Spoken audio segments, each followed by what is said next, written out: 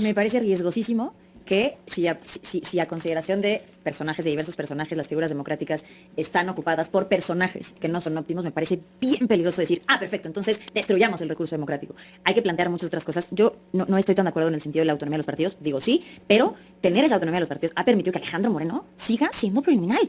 Es una barbaridad. Entonces, sí creo que deberíamos voltear a ver a los partidos, porque al final a quien le quitamos representaciones a los ciudadanos. Amigos, un gusto saludarlos desde su canal Legión Política. Pues vaya choque que se vio aquí en esta mesa de debate, donde el periodista Manuel Pedrero pues pone en su lugar a la vocera del PAN, Itzel Arellano, relacionado a esta reforma electoral. Las narrativas, los discursos de mentiras, llenos de mentiras, y que entiende muy claro la desesperación, porque ya sabe que tanto Ricardo Anaya como Alejandro Moreno, personajes que ya van de salida en este proceso electoral, y también con esta reforma los plurinominales pasan a segundo término, y es algo muy importante que resalta, es que la reforma electoral no busca concentrar poder y tampoco debilitar la democracia. Vamos a ver cómo se puso esta mesa de choque, donde la verdad que la panista casi dijo lo siguiente. Lo vemos y lo comentamos. ¿Cómo ves el asunto en Venezuela? Maduro, un presidente que deja mucho que desear en Venezuela en materia democrática, de transparencia, de derechos humanos, pero levantado, secuestrado por una fuerza militar extranjera, en este caso la de los Estados Unidos, en esta vieja tradición que tiene desde que fue fundada de intervenir y hacer injerencismo en otras naciones. Totalmente de acuerdo. A ver, creo que, y esto siempre lo he abordado de esta forma cuando platico de este tema, y es, pueden existir varias verdades al mismo tiempo, ¿no?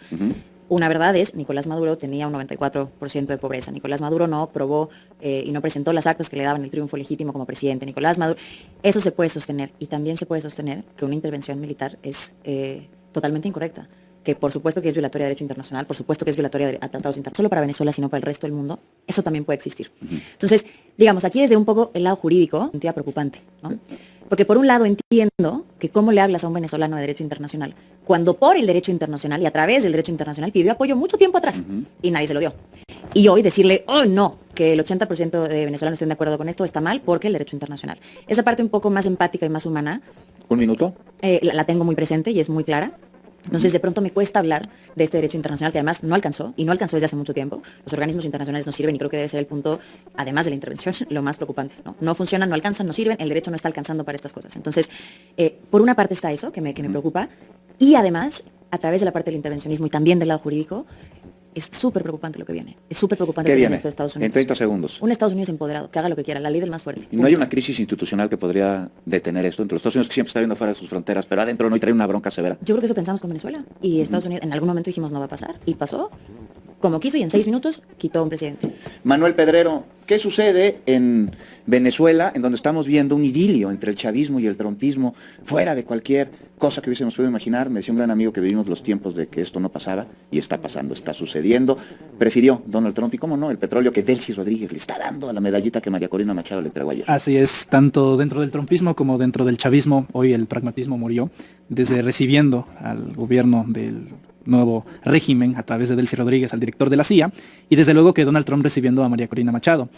Quien enterró a Félix Zuluaga y a Juan Nepomuceno Almonte deberían de tener conciencia de que no terminaron muriendo, sino que resucitaron y reencarnaron en los activos del Partido Acción Nacional, con Lili Téllez y con toda la caterva de vendepatrias, que en este momento sostienen que lo que se hizo en Venezuela fue algo correcto.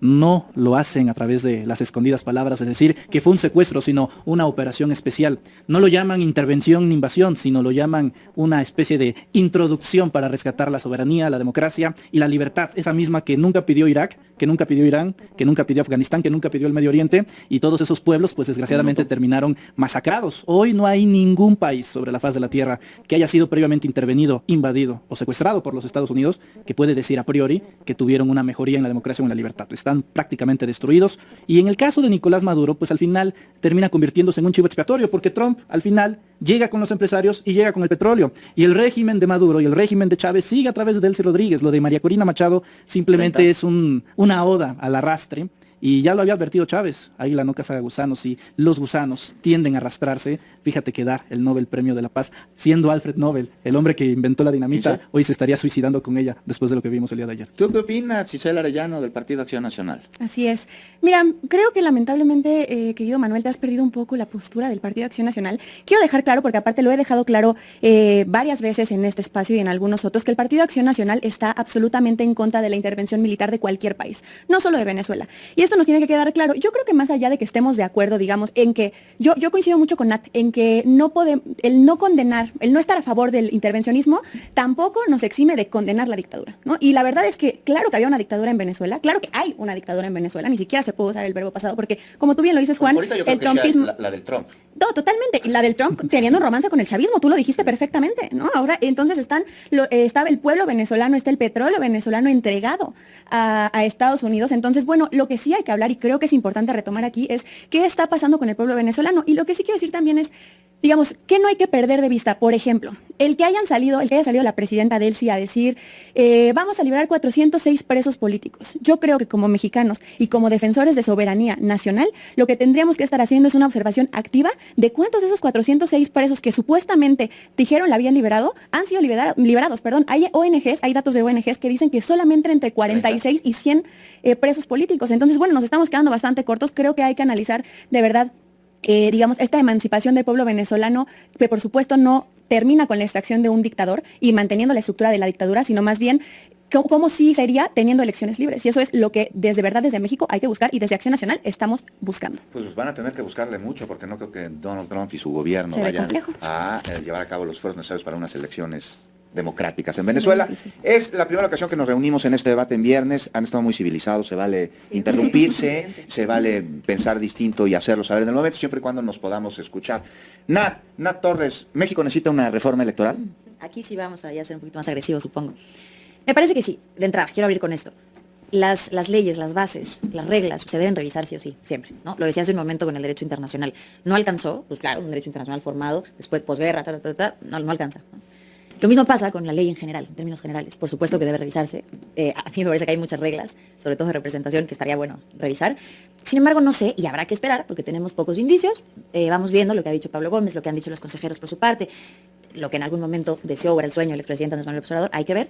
Pero sí hay tintes que pronto me pueden preocupar de lo que se ha dicho. No lo sé, y esto sí hay que dejarlo muy claro, no está la reforma, no está la iniciativa. No existe todavía. No existe, ¿no? Existen las declaraciones de Pablo Gómez, existen las declaraciones de consejeros, pero hasta este momento no lo conocemos de manera directa. Sin embargo, de lo que se asoma, creo que sí podemos hacer ciertos comentarios. No necesitamos la iniciativa como tal, digo, sí, pero de lo que se ha visto creo que podemos opinar. México, en términos electorales, sí necesita replantearse estructuras, porque México no está preparado y nunca estuvo preparado en realidad para tener el poder que hoy tienen los partidos y que en su momento tuvo el Partido Revolucionario Institucional, con el juego de reglas para quedarse y tener mayorías absolutas siempre. Entonces, esas mismas reglas necesitan un cambio, nada más hay que hacer que el cambio sea más democrático, no a la inversa, que sea un cambio que mejore, no que regrese. ¿Y ves tú que pueda regresar con lo que se ha planteado hasta este momento? Yo creo que no. O sea, perdón, yo creo que sí, la regresión, yo creo que sí. El tema de eliminación de plurinominales, o no por completo, pero sí disminución. El tema de una disminución masiva de presupuesto, ojo, a quien le pega 15. es, por supuesto, la oposición. Entonces, híjole, el tema de eliminación de los soples.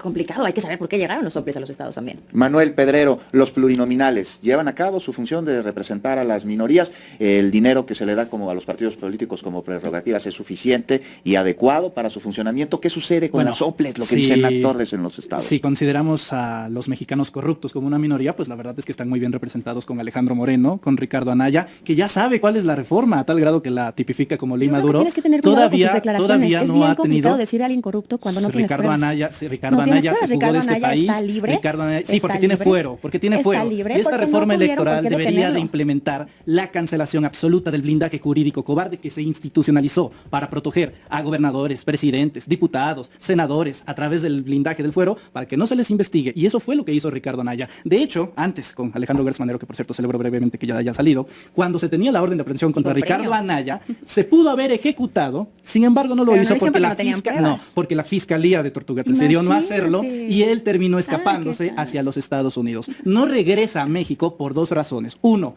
porque no iba a regresar hasta que tuviera la garantía de tener el blindaje de una candidatura plurinominal, es decir, que ningún mexicano lo haya votado. Y dos, y más importante aún, que tuviera fuero. Es la única razón. Si hoy no hubiera diputados o senadores que tuvieran fuero o que fuesen plurinominales, no tendríamos la mitad del Congreso. Y eso es una realidad. Que ahí me gustaría hacer una anotación A ver. muy respetuosa, ¿no? Nat.